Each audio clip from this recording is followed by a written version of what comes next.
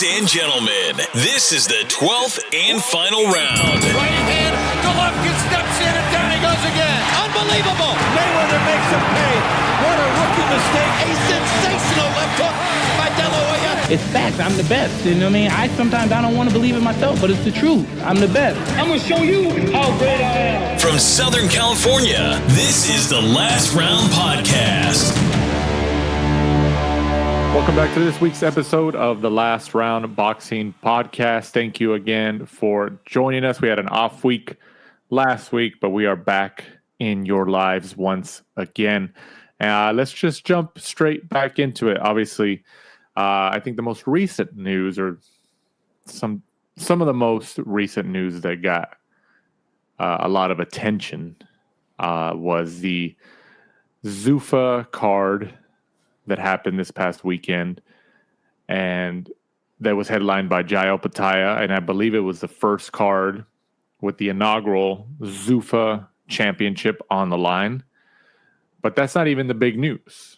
The news that happened over the weekend was Opetaia, I believe, has been stripped, right? Has he been stripped, or the sanctioning been removed? Because Opetaia is the IBF cruiserweight champion of the world, and from my understanding from reports, and Mike, you correct me if I'm wrong, the IBF initially was in agreement to be a part of the event, and then, you know, there's different reporting and all that, but, and this is coming from Mike Coppinger at the Ring magazine.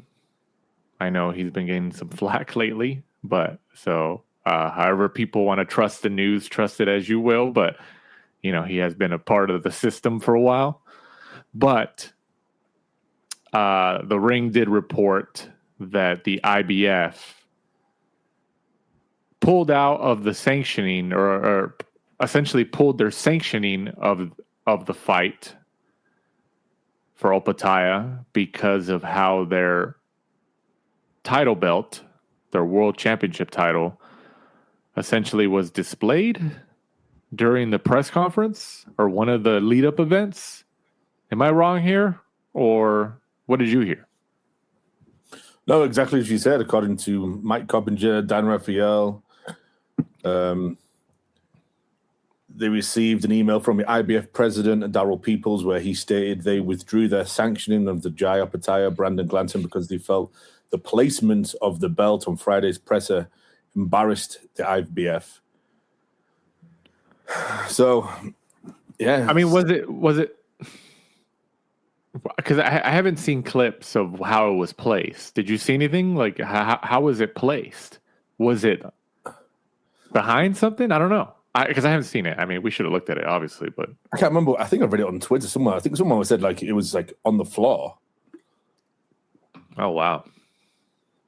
So it wasn't on TV? Or what? I'm sure it was on TV. It was just in a lesser position from they understand, what the IBF understands, I'm assuming. Yeah, I think it was like on the floor, and then the others were like on a table or something like that. So obviously he didn't like that, but according to reports, they were saying that they'd already paid the $80,000 sanctioning fee, and then now they've withdrew the sanctioning and flew home, according to what they said. Where did we get the $80,000 figure at? It's been, I'm trying to think where I read it first. Somewhere on Twitter, Coppinger or Dan Raphael. Because the reports were that Opetaia already paid it, right? Yeah, they said that he'd already paid it beforehand. And then he also, even though they've withdrew from sanctioning the fight, he still did the weigh-in, then did the rehydration clause, because obviously with the IBF, you're only allowed to put on 10 pounds right after the weigh-in. So Jai's still done all of that in accordance with the IBF rules and regulations. And didn't Dana White in another report supposedly say that the IBF representative or representatives were there on site for the event, and then I guess the promoter, and I'm sure this is common, but I guess the promoter gives the representatives of these sanctioning bodies a per diem while they're there covering the event for the sanctioning body. And then they went to representatives of Zuffa Boxing and requested their per diem, and then they left. Right? Yeah, that was Dana White said that last night in the post-match press conference for the Holloway Oliveira. There was a UFC event on Saturday. That's right. And people still fire off boxing questions at him like they always do. Right. And that's what he said in that press conference. I mean, what do you think? What do you think? Obviously, we should see what... I do want to see what the clip is or what it looked like, but how do you... Okay, let me ask you this. Let me reword this question. Should the IBF, and they might, we don't know. We just haven't heard any reports or heard any confirmation, but should the IBF refund Opetaia for the sanctioning fee because they pulled their sanctioning essentially? And will they? What's your opinion? I mean, I think they should. If you've agreed to something and you haven't broken the rules, essentially all you've done is not place the belt in a place that they feel is worthy of their title, then if you've stuck to everything, done the weigh-in, done this and that, done the rehydration clause, then why should you lose $80,000 when you're not able to fight for the belt now? So I think he should be refunded for that. I do think that, and this is just me speculating, I do think that they will refund him the $80,000 or whatever the figure is to Opetaia. I do think that they will refund him, because think about it like this. They already have this new entity with Zuffa and Zuffa's, world championship or world, titles coming in to the sport. So Zuffa being backed by TKO, who's associated with the WWE, and then Endeavor, the Saudis are involved, obviously, with a lot of money there. Just imagine the PR backlash, the public relations backlash to the IBF if they didn't, or if they don't refund Opetaia, right? Let's just say they say, nope, the fee still stands according to our rules, or this or that. I think that if they refund him, if they give Opetaia back the fee he paid, the sanctioning fee, I mean, whatever happened, whatever the situation happened, but ultimately that would be a huge piece of criticism and why people would levy criticism against them, right? And say, well, if you guys pulled out of the fight, you guys should at least refund him his sanctioning fee, if he's not going to fight for it and it's, it wasn't necessarily his fault. Do you think they refund it if they haven't already? I think they should, because, they've not been going through good times, the sanctioning belts. Look at the WBC. Even Dana White's been saying in recent interviews that he doesn't need to badmouth them. The stuff that they keep doing is winning the battle for them. So, the stuff that Mauricio Suleiman does, and then, if the IBF then does this, then it's not a good look. So if I was them, refund him and then go about your business and just keep doing the fights with the guys that still want to work with you, essentially. If Zuffa and, Jai Opetaia were making it unreasonable by the things that they were doing and they didn't like it, then don't work with them. It's as simple as that. There's plenty of other fighters that want to fight for the IBF titles. I know we touched on this in the past, because, this has been a long time coming, this whole sanctioning battle with the Zuffa entity and Zuffa coming with their own titles and all that. But what do you think is the pathway forward for these sanctioning bodies and Zuffa? Like, with Zuffa creating their own belt?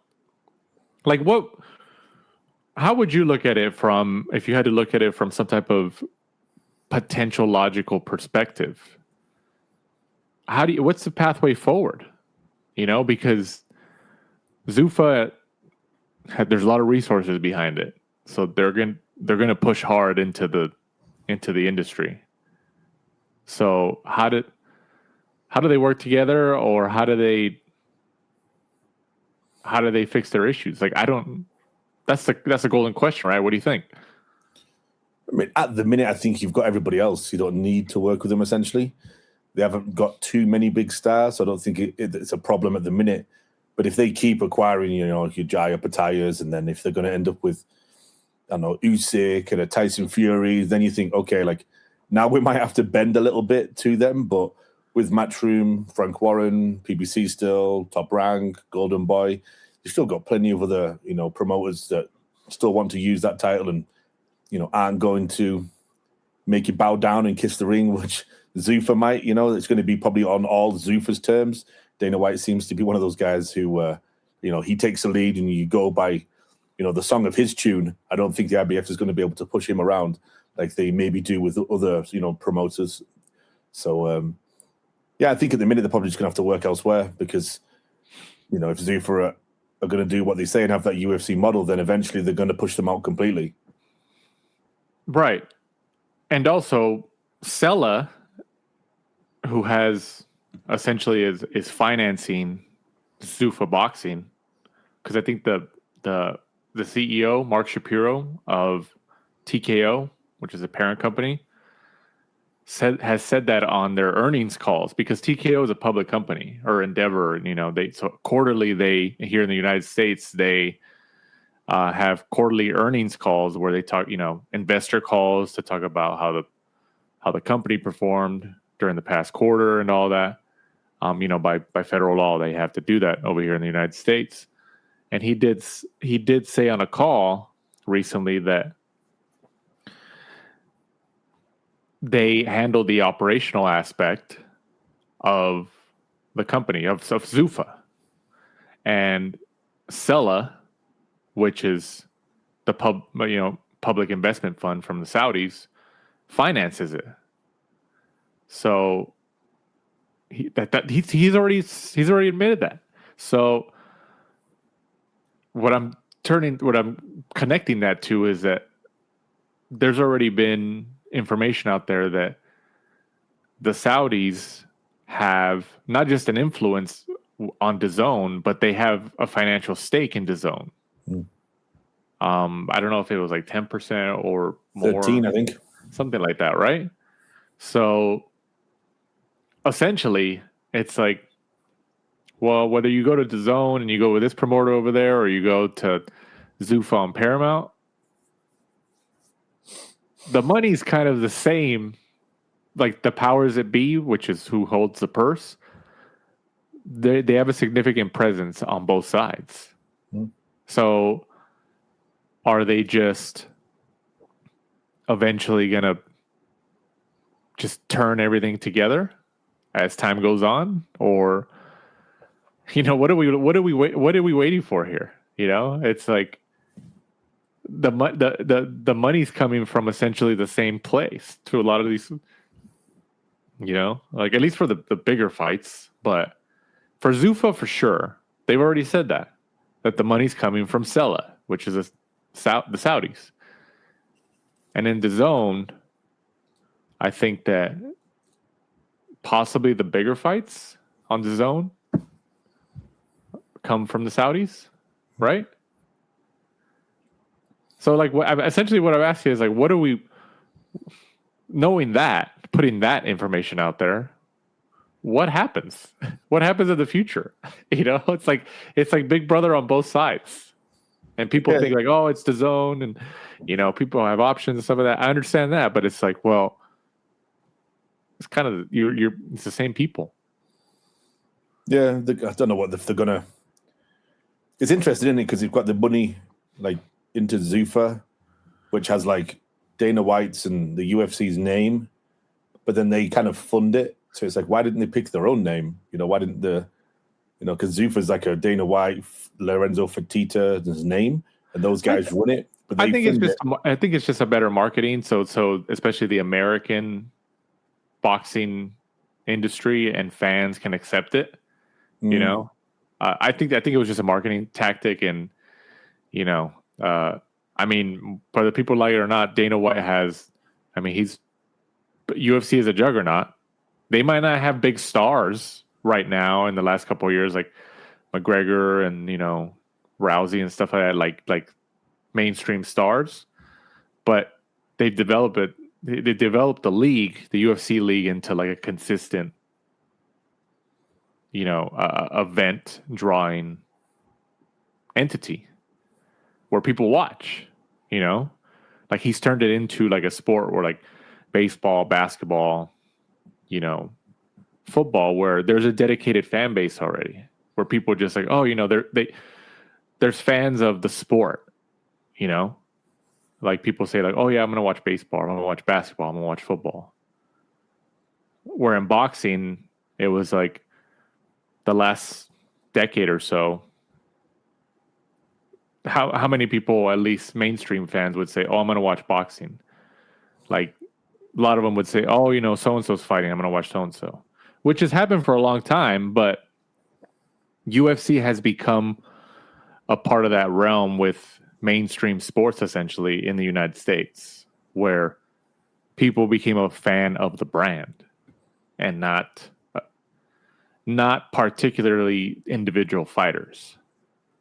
So they became the brand. I forgot what my point was. What was I saying? I already forgot what my point was. What's the end game, I guess, for Sela? Because, like you said, they own part of DAZN. They own pretty much Zuffa Boxing. They own part of Matchroom. They fund pretty much every boxing promoter because they sponsor every single event with the Riyadh season. So at the minute, like you said, they're literally funding boxing through sponsorship, through ownership. Right. I wonder if they're just trying to see, like, okay, we have all these fingers and all these pies, and it's like, okay, which one ends up working out the best? Is it going to be Matchroom? Because not only do they have snooker, darts, and all this other type of stuff, and darts is the biggest, money maker, like Eddie said in several different interviews and on his documentary. So I know obviously they wanted to buy that and turn that into, stuff that they do over at, in Saudi, which they have done, different types of sports over there, and change the rules a little bit by using like a golden ball for snooker and pool and stuff like that. So yeah, it's interesting to see what the end game's going to be, if they're going to just eventually throw all their money behind Zuffa. And they've kind of stolen different ideas from Frank Warren, from Eddie Hearn, and Zuffa's going to be their own little baby, which eventually, takes over, which would be interesting. So, I mean, that's what it seems like it's going. I wonder what the end game with DAZN is going to be. Like, where are they going to end up, or what's going to happen with that? Like, how long is the deal with Paramount? Between 7 years. 7 years. Are you talking for the UFC or for the boxing? Both. The UFC deal was $7.7 billion over 7 years. And boxing? I think it was slightly less. I think it was 5. But it didn't. I don't think it gave a value, if we remember correctly, because me and you were talking about it. There was no monetary value attached to it. Do you think that, because DAZN, whether people like it or not, they've been around when they come into this boxing space, 2018? Yeah. So they've been around, 8 years? This is their 8th year, essentially. So they have an established presence, broadcast, production, they're there. They put in the close to a decade now, coming up on a decade in a couple of years. Do you think that, because Matchroom just signed a 5-year deal again? They renewed with DAZN? Mm-hmm. Yeah. Right?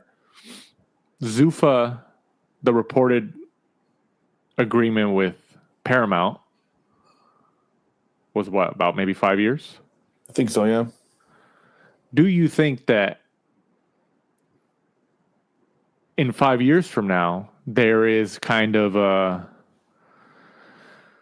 manipulation of the broadcasters like that, where they essentially, and when I say they, I'm talking about like TKO or, the Saudis Sela, where they 100% take over DAZN because of their production, their broadcast, pretty much because like they already have a presence and they're like, okay, we're just going to buy you and we're going to like, this is going to be our channel for boxing and maybe eventually UFC, where then they control, like I'm talking about TKO and the Saudis, where they 100% then they control their own streaming platform. I could see something like that, or they create their own app. Like I always wondered why Matchroom didn't. Maybe it was too much hassle, but they create their own app, and then for TKO they've got WWE, Slap, bull riding. Well, that's what I'm saying. Boxing, that's exactly what I'm getting at. That's exactly what I'm getting at. Is that they create their own app. So right now you got WWE's on Netflix. You know, they got a huge deal there. Sweet, perfect deal. I mean, Netflix is the king in terms of like if you want a deal. UFC got with Paramount, CBS, which reportedly it's like $7 billion over 7 years, $1 billion a year, so which is insane if that's accurate. I know they obviously got a lot of money, but that's insane. You got the power slap, you got the bull riding. They got Zuffa Boxing now. They could, in the next 5 to 7 years, with the help of the Saudis, obviously, take over DAZN 100%, and then they rebrand DAZN as whatever they want to rebrand it, and they put all their, essentially their products, WWE, all that stuff, onto that streaming app. So then people were like, hey, if you sign up for here, you'll get UFC, Zuffa, WWE, power slap, bull riding, whatever else is in their portfolio, and then they'll keep adding. I mean, does that make sense to me, right?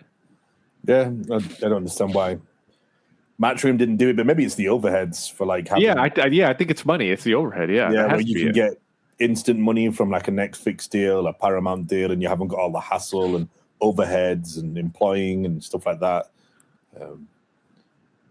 That's what I'm guessing. That's why they haven't done it. It's just the easy money to get from Netflix and stuff like that. So, I mean, the only reference point that I think about that comes to my mind is, what was it, 2014, 2013? The WWE came out with their network. They created their own app, their own streaming app, the WWE network. And it was popular because I remember it was like $9.99 a month. You get everything, and which was a sweet deal. Then they raised the price little by little, but then they got cable and all that like really and started declining like significantly. It was already going down and started declining even more. So then all these broadcasters started seeing like live content. WWE started getting categorized even more with live content and live sports. So then these streaming broadcasters then started approaching them and said, hey, how about you just, instead of putting it on your app, you just come to us. We'll pay you. And obviously WWE recognized like, hey, they're offering to pay us way more just to put our content on their streaming app. It's more than we're making with the app, with our own app. And they obviously took that deal. They went to, I think it was Peacock at first. That was their first big deal. And then now they're with Netflix, where like pretty much their library's on there with, the live weekly shows. So, yeah, with DAZN, I'm telling you, I think that's the end game. That has to be the end game. That with the help of the Saudis financing it, they eventually eat up DAZN, and they merge it with TKO, Zuffa, and Zuffa puts all their properties on there. That makes sense to me, right? Because I mean, how long do this, like, with the Saudis being so involved significantly with financing, how long do they really want to see? Like, okay, DAZN against Paramount, DAZN against Zuffa, and stuff like that. Does it make sense for them? I mean, obviously they have a ton of money, but it's like, eventually they're going to be like, hey, we need to put this under one banner. I don't know what else it would be, right? Yeah, I mean, there has to be some type of end game, right? Because they're throwing so much money around at the minute. Obviously, it's slowed down, but there has to be some sort of goal at the end, some sort of, mission where they're like, okay, this is what we want. We just can't keep throwing all this money around constantly, expecting people to travel to Saudi just because we put on a few events. Right. Which is obviously the end game, right? Because, the Riyadh season that they always kind of advertise, but I'm sure still, Sela wants some type of pot of gold at the end. So somehow, some way, they're going to have to do something where they take over boxing or. I mean, yeah, something. We'll say we're going to wait and see, but they're all interconnected. They're all interconnected, and it's like you peek behind the curtain. It's just like. It's the powers that be are essentially the same people behind the curtain. It's just Daniel Kinahan. Oh man, we haven't heard that name in a while, huh? Wonder, you think he's still around? You think he's still around somehow? Like involved? Yeah, it's funny you say that because me and Al Dawson were texting, and he was saying that like he still thinks. And I was joking with Al that if he ever got a flight to Saudi, that Dan would be there to welcome him at the airport. You never know. Yeah, because there's been no reports of him being caught, obviously, so he's on the run somewhere. Yeah, I'm sure he's still cleaning his money somehow, some way. Like if you probably followed the names that were with, MTK, and then what was the other one? Probellum. All those. Oh yeah, Probellum. That's right. Yeah, they were like a flash in the pan, right? Like, I'm sure if you followed all those, I'm sure the people would pop up again, and eventually the money trail would lead back to him. Probellum. That's right. I forgot about Probellum. Yeah. It's crazy, man. Yeah, there's still some involvement somewhere. Definitely. Speaking about involvement, something that an involvement that's probably gonna. At least when contractually, legally able to, an involvement that's going to end is Vergil Ortiz and Golden Boy in the future. At least that's what it seems like as of today, right? I think that our listeners by this point probably are aware of what's going on with Vergil Ortiz and Golden Boy, but for people that don't, Vergil Ortiz did file a lawsuit against Golden Boy for breach of contract within the last couple months.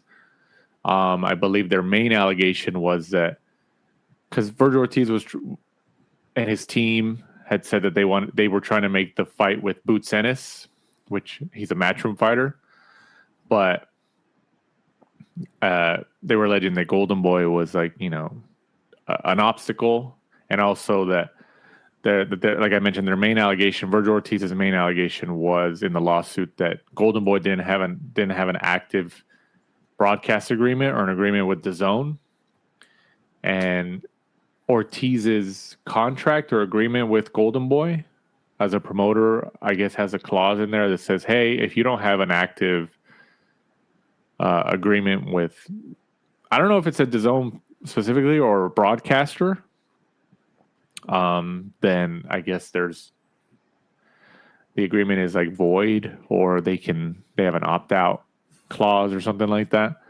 So essentially Ortiz sued, Golden Boy responded.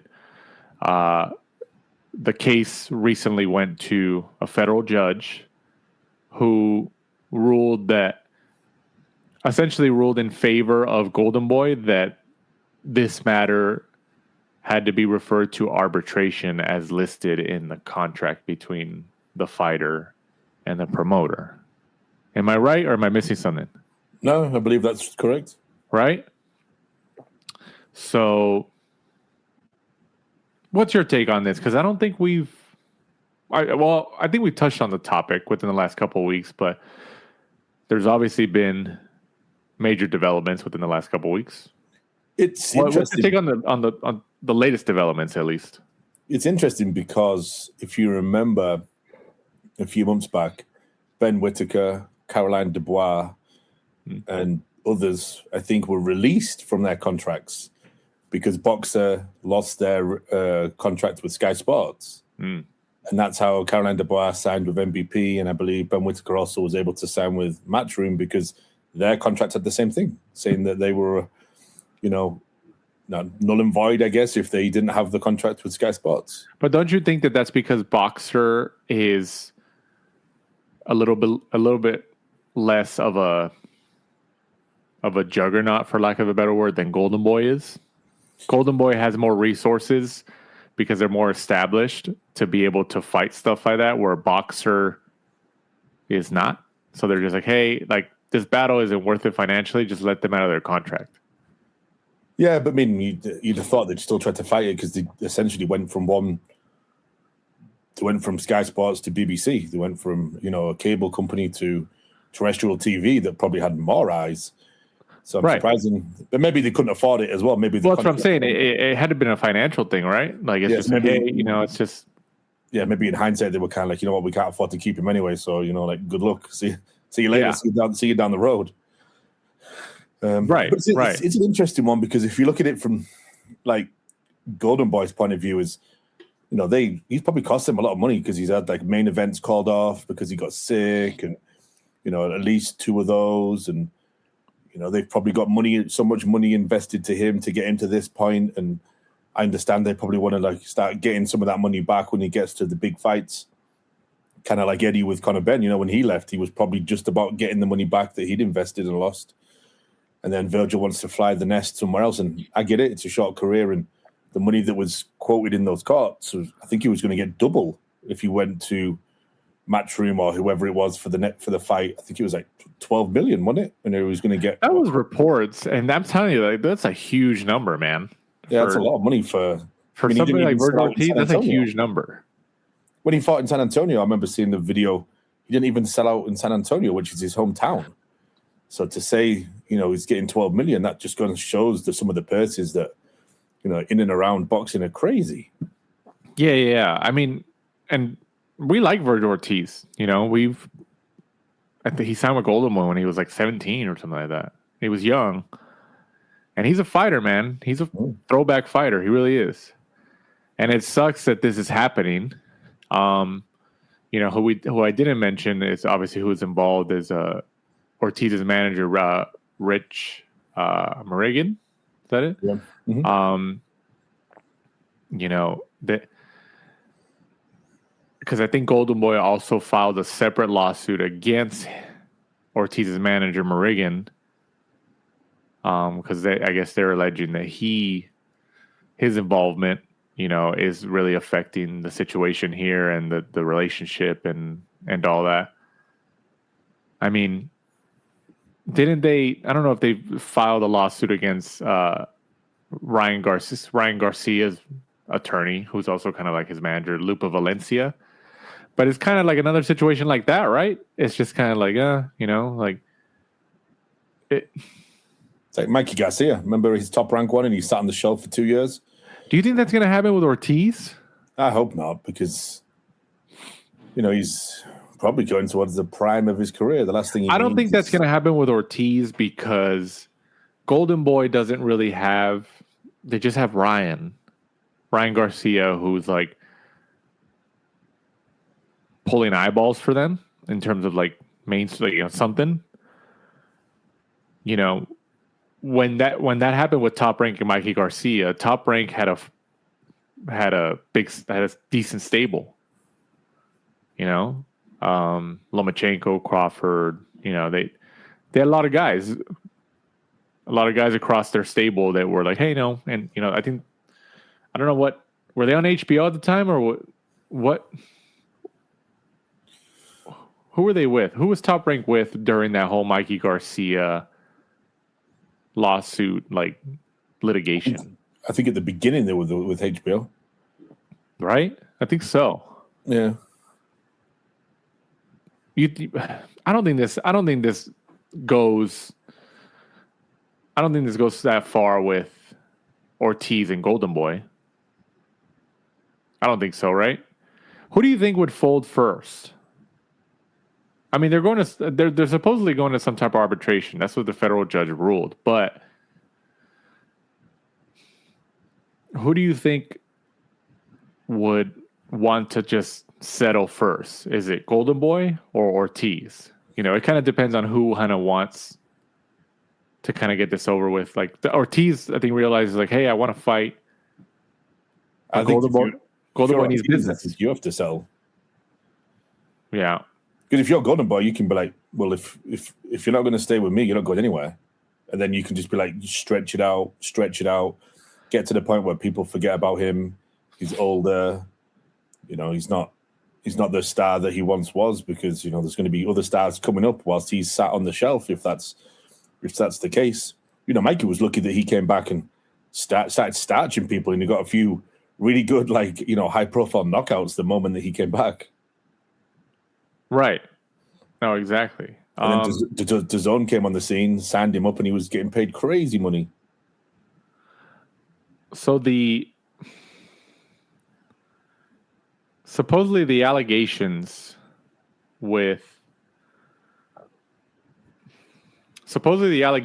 from or actually I don't think it was allegation. Well, these were listed in the lawsuit documents between Ortiz and Golden Boy. And this is a tweet or a post on X from today, March 8th.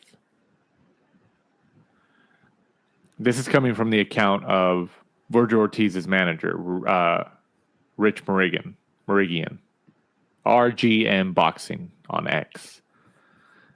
He says offers fighter $3 million for biggest fight in sport, who has a $2.5 million minimum now and was paid $4 million recently.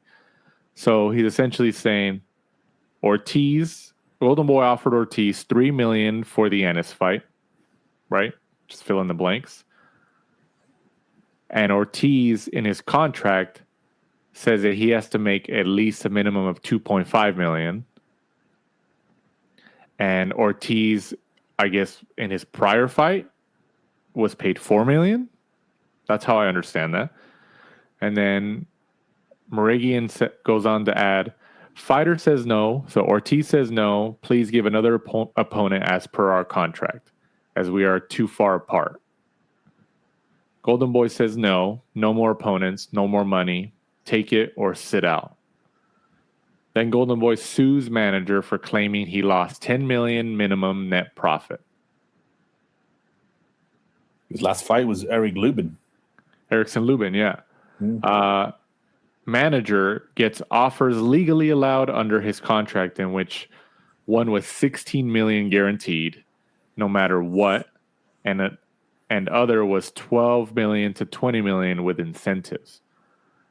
Promoter / Golden Boy then calls manager greedy. And then he adds, make it make sense. You can't sue the manager and say you would have made $10 million minimum and cry greedy. Do the math. Manager offers to show consistency to profit margin out there that promoter sued manager for. And then he finishes it with, make it make sense. Would seem manager was protecting fighter and doing his job unless you're blind, deaf, and dumb. End quote. What do you think about that? That money, you being $3 million, $12 million, $16 million, potentially $20 million. That is insane. I mean, as a manager,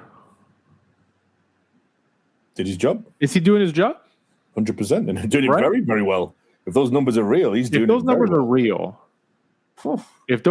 real, for somebody like Vergil Ortiz, who's heavyweight money. Yes, for somebody like Vergil Ortiz, who's a throwback fight, he's a fighter. Like, we're fans, right? Like, he could fight. That type of money is insane. Insane. Good for him, dude. If that's the purchase he's getting. So I believe his contract with Golden Boy was submitted in the federal lawsuit recently as an exhibit. So it does show that I believe he has a $2.5 million guaranteed purse for fights with Golden Boy that Golden Boy has to pay. And I've seen reports that for this situation with the Boots Ennis fight. Okay, so for the Boots Ennis fight, supposedly, this was the offer. And the reason why you can probably put some kind of read between the lines is that Ortiz's manager on X was reposting other posts on X with this information. So, you know, kind of read between the lines. There's some validity to it. But Oscar De La Hoya's offer to Vergil Ortiz for the Boots Ennis fight was $3 million purse and a split of the revenue after 200,000 pay-per-view buys. 50-50 split of all net revenue. What do you think the Ortiz Boots Ennis fight crosses the threshold of 200,000 buys on pay-per-view? 200,000 buys on pay-per-view. In and around. You think so? Around. I don't even think it gets close. I don't think that's that many, 200,000, but I think I'm blinded at times because I'm such a big boxing nerd that I think. Well, yeah, that's what I'm saying. Like I'm trying to get out of our hardcore fandom of the sport. I'm trying to get out of that mindset and look at it from, okay, this would be on DAZN. DAZN's already, it is difficult to access for a lot of people. And there's a lot of people out there who don't even know what DAZN is. They still don't know after 8 years, which is unfortunate, but that's the truth. Vergil should be more popular than he is. Well, he should be. He needs to lean on his, hardcore Mexican fan base more, I think, because he's a knockout like guy, and that's what people want to see. The casual fans want to see that. Do you think this fight would have crossed 200,000 buys? If it's on DAZN, maybe a little less, 100 to 150. That's what I think. 100 to 150. It won't be because, Golden Boy was on DAZN and Matchroom's on DAZN. But if it was somewhere else, maybe I have a better chance of crossing that 200K. Well, that's what I'm saying. I feel like they're limited because of where they're at. But what I'm saying is that if you try to think from the promoter standpoint, the business standpoint, in that offer to Ortiz, $3 million purse to Ortiz, and a split of the revenue after 200,000 buys, and then a 50-50 split of all net revenue, which includes everything, in regards to the event at least. You don't think that Golden Boy did the math on this and said, hey, if we're going to give Ortiz a share of the revenue, this is roughly the number that we need to cross where we still make some money. And then we can share that revenue with the fighter.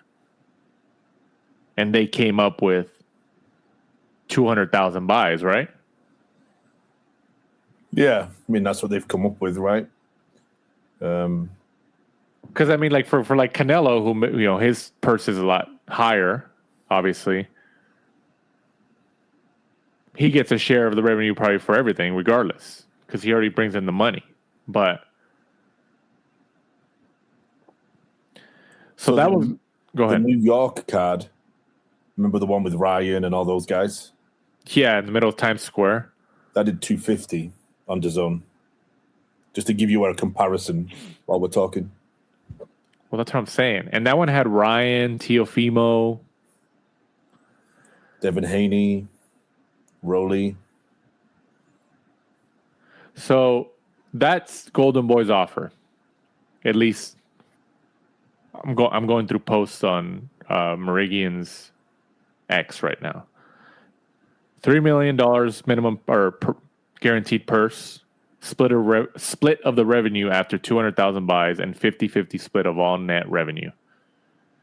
And Merigian's, who is, like we mentioned, Vergil Ortiz's manager, his counter offer to Golden Boy was a $7 million flat purse and no splits. So they said, hey, instead of paying him $3 million guaranteed purse and then a share of the revenue after 200,000 buys, if it hits that, we want a $7 million guaranteed purse instead. And then if it crosses 200,000 or more, Golden Boy keeps all of it. What do you think is the better? You just kind of hearing those details.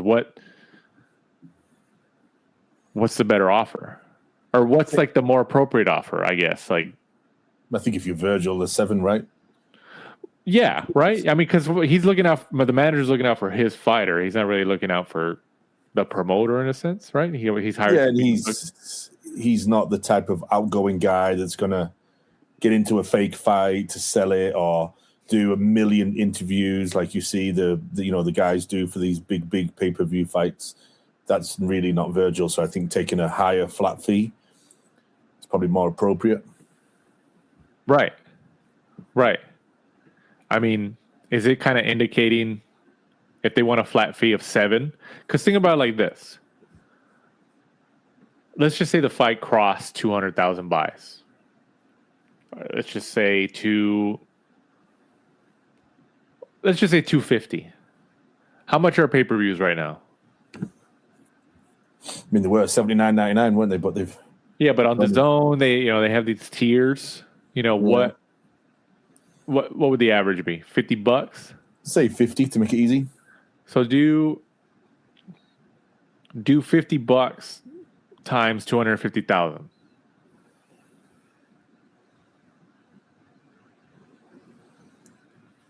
$12.5. $12.5 million. Yep. Right? If he did 3, he gets a guaranteed purse of $3 million. Then he would get 6 out of that 12, right? So then he would make 9. And I think Merigian and his team, Ortiz's team, realized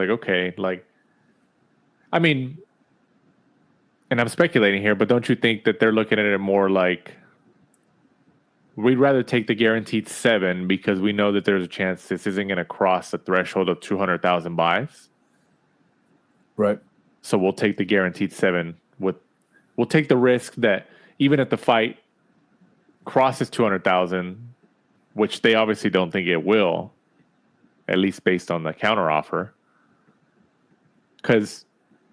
Which I agree, I don't think it would. But if it crossed the threshold and he took the 3, he would essentially make more, give or take. He would essentially make more because of his share of the revenue, right? Mm-hmm. I don't know. I mean, Merigian's looking out for his fighter, but what do you think that if Golden Boy countered and said, okay, look, we'll give you 4.5 minimum, or if they met like at 5 million, do you think they would have took it? Ortiz and team? No, they seem kind of, not Ortiz himself, but the father and Rick Merigian seem pretty stubborn, especially when Rick probably seems to think somehow, some way, with those $15 to $20 million offers behind him, that he can push that number up. Like, I wonder, I'm sure it might be in the lawsuit, because like I said, I think the contract was submitted as an exhibit, but I wonder what the language in the contract, because, it already said that his minimum purse was $2.5 million a fight, at least per his latest agreement with Golden Boy. But if he fought like a bigger name star where they know, like, hey, I'm fighting so-and-so, and I know for a fact that this is going to get more eyeballs than all my previous fights combined because he's got a big profile. so they know like, hey, I'm leaving money on the table. Like, what does the agreement say? You know, like, because at least the contract says like, hey, you get a 2.5 minimum purse for each fight. Is there additional language that says if the opponent, you know, if the market is anticipating that the fight you're going to be in against an opponent is going to cross a certain threshold based on the profiles of the opponent or the fighters, then the number will be increased. You know, like, how does that? Because what I'm trying to see is like, how do you do a counter offer when you've already signed a contract with the promoter, saying like agreeing to what your figures are? Right. No, that's that. I think that's the problem in general in boxing and MMA. It's like when the UFC fighters complain about it, you're like, but you signed the contract, and so does that mean when you lose, I can lower your purse? Because you're asking me to raise it because I'm winning, but you've already signed this contract. So when you lose, can I lower the purse from 2.5 million? You know? Yeah, because I think there was language in this Ortiz Golden Boy agreement that says if he lost a fight, then his guarantee would go down, I think, to like 1.5. Yeah. But if he won, every time he won a fight, I believe his guarantee would go up. Which, yeah, that makes sense to me. But it's like, I really, you know, it's probably in the exhibit, but for the lawsuit. But that's what I'm like. Is there language in there that says, "Hey, we can counteroffer"?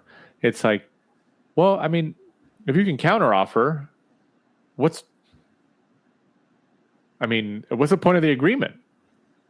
Right. You know? It's like, because it kind of what comes to mind is remember the Ryan Garcia thing years ago. Yeah. Remember where he was obviously signed to an agreement with Golden Boy, and then he went on social media and he started complaining about it. And he made such a PR storm from doing that Golden Boy had to go and restructure his contract and pay him more per fight because he went onto social media and he started complaining. And so people started backing him up. So Golden Boy was like, hey, we're getting really bad PR from this. So he forced their hand and they had to restructure his contract. So is this kind of like the same thing? Because the lawsuit, wasn't this lawsuit with Ortiz and Golden Boy, wasn't this filed by Team Ortiz? I think Ortiz sued Golden Boy first, right? I believe so. For the breach, like you said, of yeah. So they initiated the litigation. So, and then he filed back with a restraining order or something. I mean, I get it. You know, I understand that happens. It's not just in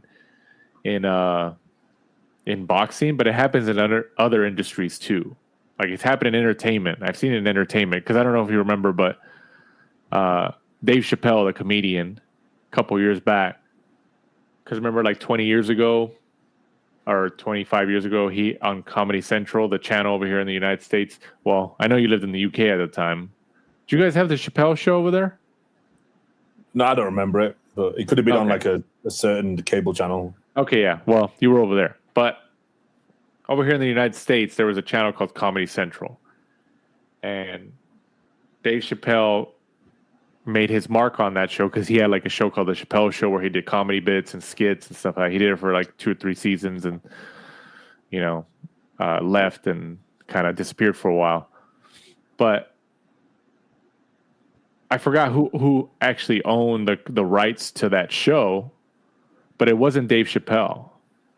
And a couple years ago, he was posting and then doing, I think, in his stand-up about that, like, hey, he deserves to have those rights, and he wanted to have those rights so he can make money off of that show, even though his money, like, he wasn't the guy, like, legally, like, he didn't own it, like, he didn't have a share of it or something like that, right?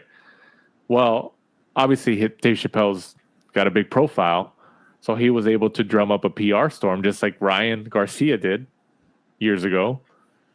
And whether it's Comedy Central, whoever was the owner of the content, made a deal with him and let him. I don't know if they gave him the entire thing or they just thought they gave him a share of the residuals. And I mean, so that's why I said, like, this happens in industries. It happens in industries. I don't think it really happens in the mainstream sports like NFL and here in the United States, baseball, NBA and stuff like that. Because there's a lot of like I said earlier at the beginning of the show, people are fans of the brand and like the teams are very powerful and stuff like that. Does this happen? You would know this better than me. Does this happen in soccer, football, that kind of football? There was a rule a long time ago that came out and they called it the Bosman rule because there was a player, that was his last name, and he took them to court because when their contracts expired, clubs were still trying to like charge a transfer fee for the player to move. But then he got it changed. He's pretty much like, hey, as soon as your contract's up, your contract's done, dusted, you can move from club to club for free. And that was called the Bosman rule. Oh, wow. So, I mean, there's instances, right? Yeah. Just takes one, right? Just takes one person to challenge it and change it. Yeah, there's instances. It does happen. But for this Ortiz Golden Boy thing, just kind of put a button on it. What happens? What do you think? When is this resolved? I mean, I don't expect them to work together. Like, I think Vergil sits for a little bit, and then eventually he realizes, like, hey, I'm going to be sat for a long time. I'm going to be like a Mikey Garcia, and boxing's kind of hot right now with the hugest amounts of money, up available for him. Like we just saw that he may come to some type of agreement with Golden Boy and fight his last. I don't know how many fights he has left, but fights his last few fights, and then he can go from there, I guess. So, one more thing. Boxing Scene this was an article on Boxing Scene where they had a quote in there that said, Merigian pointed out that Golden Boy must present two other opponent options, and the manager produced what he assessed as comparable pay to premier American fighters, including Shakur Stevenson and Teofimo Lopez Jr.'s event on January 31st, where they reportedly made $8 million apiece for their fight. Is that comparable to a Boots Ennis Vergil Ortiz fight? Because that's what Rich Merigian essentially was alleging. And the reason why, and we'll give credit to the reason why I read this is because Rich Merigian on his X account, he retweeted this. He retweeted this from Boxing and Barbecue. So he's kind of, I mean, you put that out there. You're kind of essentially saying, hey, yeah, I said this.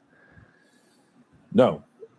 It's not the same, right? I mean, they sold out the Garden pretty much, right? Yeah, Shakur Stevenson and Teofimo Lopez have been on like Ariel Helwani, and Shakur's just been on Joe Rogan. Yeah, that was crazy. I haven't listened to it yet, but like I saw he popped up. I was like, oh, that's. But I mean, I'm sure Terrence Crawford probably pulled some strings, right? Right. So comparable fights, right? Like, I mean, that's what he's saying. He's like, hey, I mean, he's doing his job, right? He's doing his job as a manager. He really is. You can't fault him for that. You cannot. He's doing his job to try to get his guy paid. But he's saying, hey, comparable premier American fighters, like my guy should make close to what they made. Good for him. He's trying. No, yeah. He's definitely trying. I'll give him that. Like, who's got the bigger profile out of Shakur Stevenson and Teofimo Lopez?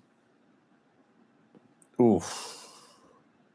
I would have said Teo, but Shakur's coming up. No, he's creeping up. Yeah, but I think at the time of the fight before it ended, it was Lopez. Yeah, Shakur's definitely changed. And then obviously, like going with Eddie. He always said that Eddie was a good promoter, and maybe him and Crawford have learned. They need to do more media, and Crawford started doing more, and Shakur seems to be doing the same. Yeah, it's crazy. One last thing that Merigian tweeted out or posted. He put 90 days arbitration setting will decide merits of case and breaches, or an appeal which we will do also in 8 to 12 days on prior hearing, where we feel major mistakes are in ruling from hearing. But promoter Golden Boy is trying to mislead public by making videos. He will be out for years. He won the case, tons of money. Fighter will be out, etc. He's talking about Golden Boy, De La Hoya making his videos. It's 90 days and the cost of a trip to Paris, first class seats, etc. This is not the Mikey Garcia situation, as the promoter says, as Golden Boy says, or anything else they say. End quote. He says it's not Mikey Garcia, so let's hope not. Yeah, we will see. It happens, right? Every so often, stuff like this happens.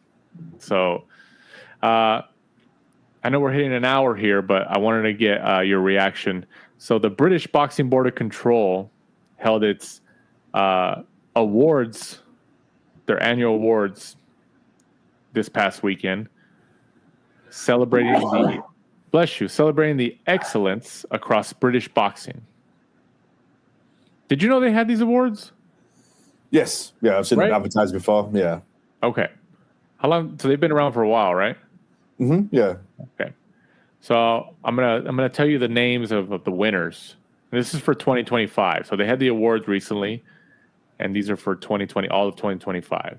And then you just give me your reaction. What did you think? Boxer of the Year. We'll start with that one.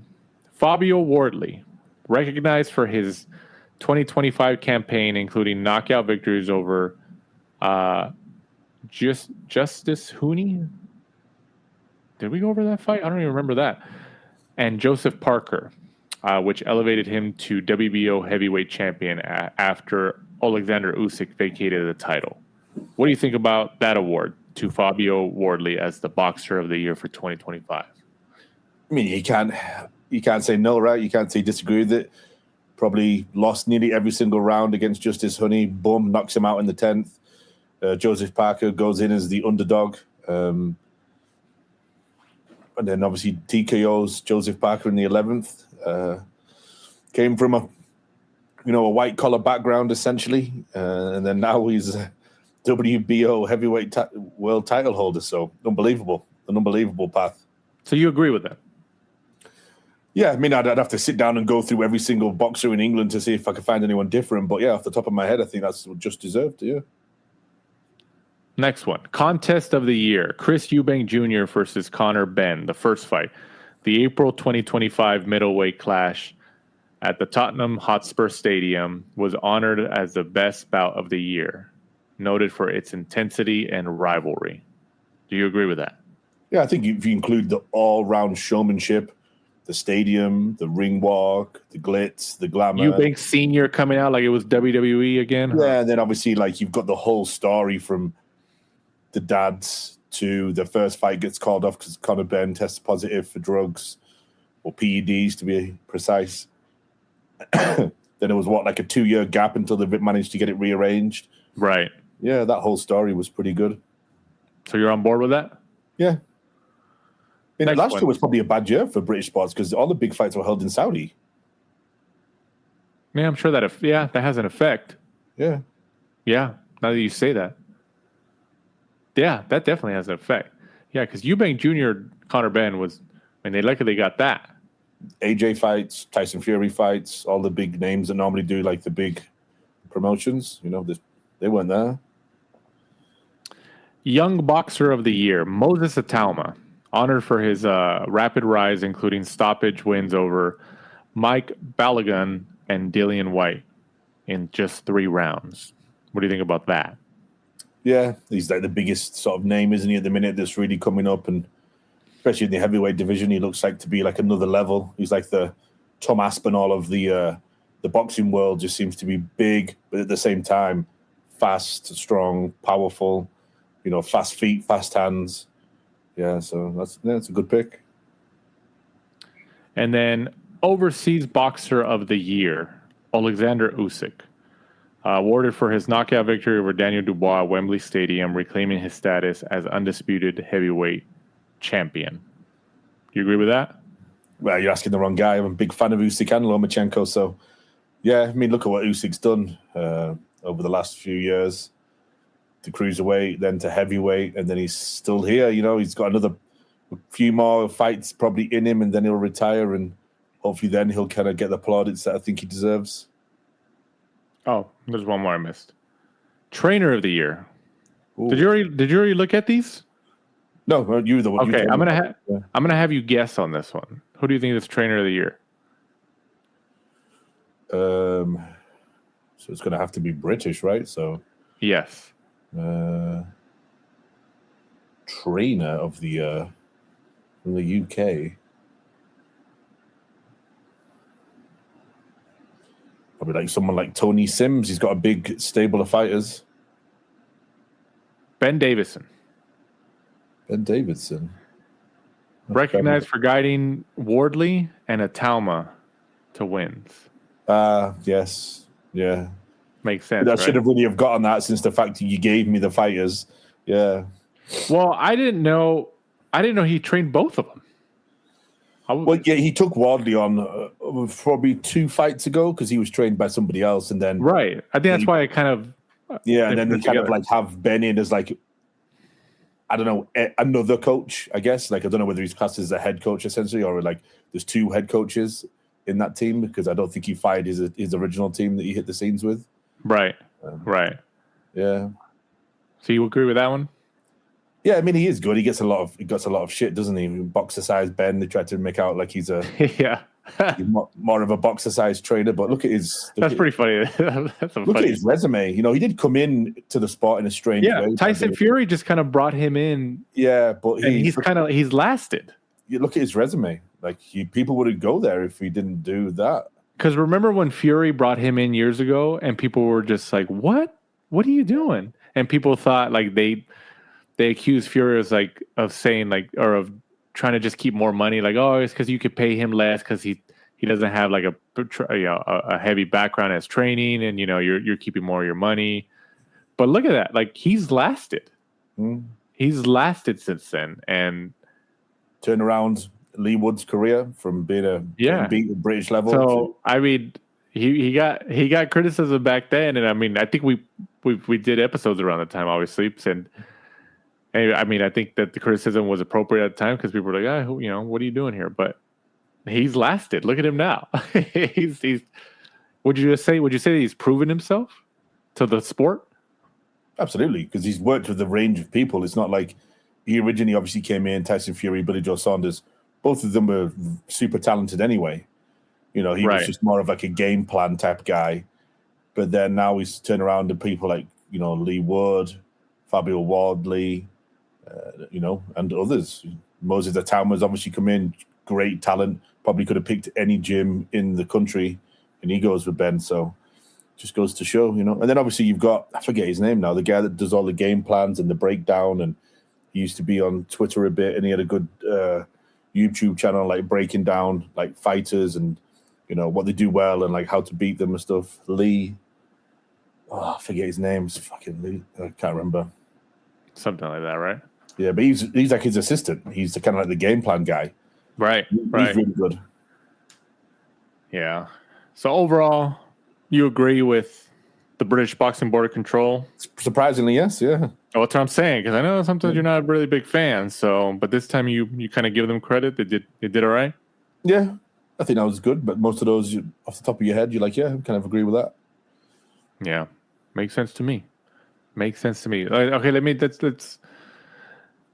let's keep it a little fun here to end on this note.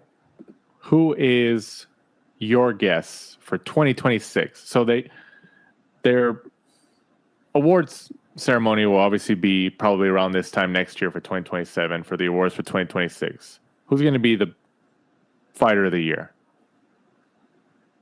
But you're talking about the British one, right? British fighter. Yeah, right.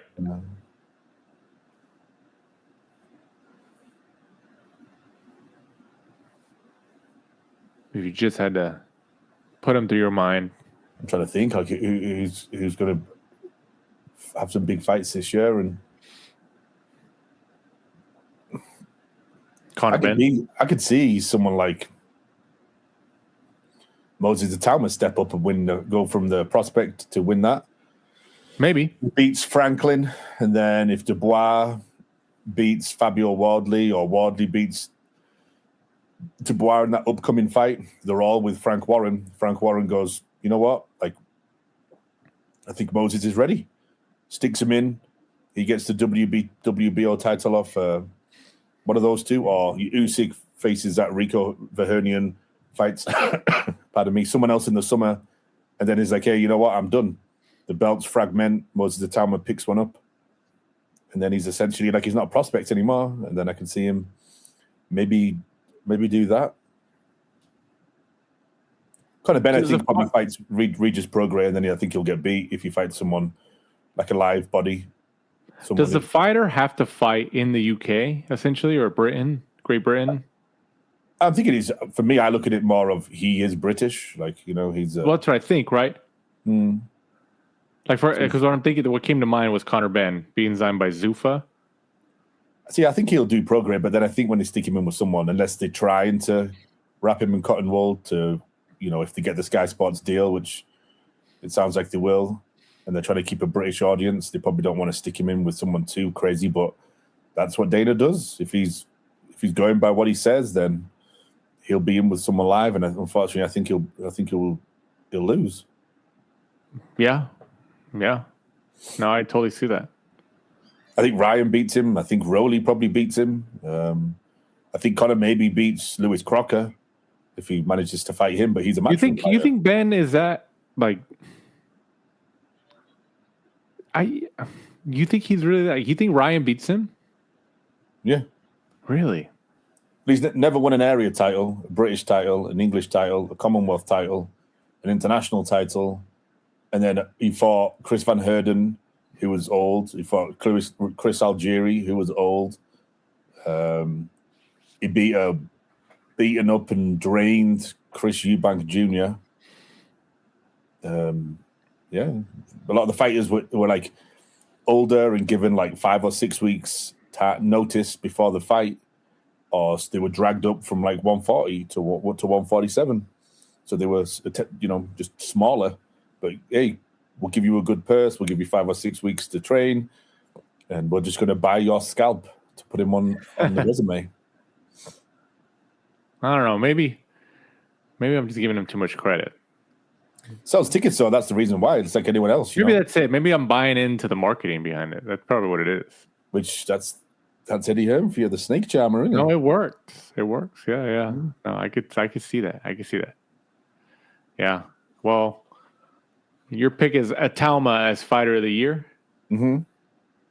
You know, at least if you had to pick, let's see if you're right. You're right, because we're gonna have to wait until this time next year to see if you ended up being correct. I don't think you're correct. I don't think it's going to be Itauma, but obviously you have a shot. I think it's going to be Ben. Could be Ben Whittaker. Ah. If Matchroom get him busy, but look, they've signed him and he's had one fight. Well, that's true. Yeah. And Inactivity. They said that. They blamed Boxer for that. Right. And they've kind of done the same thing. So. Isn't that crazy? It's just like, man, you guys are doing the same exact thing you guys were criticizing that. What the hell? Oh, man. Well, it is what it is. That's the sport of boxing for you. We appreciate you guys listening once again to the Last Round Boxing Podcast. If you're listening on YouTube especially, please hit the subscribe button. It's free. Doesn't cost you anything. And it helps our standing in this YouTube crazy algorithm world. If you're listening on Spotify, please click the follow button.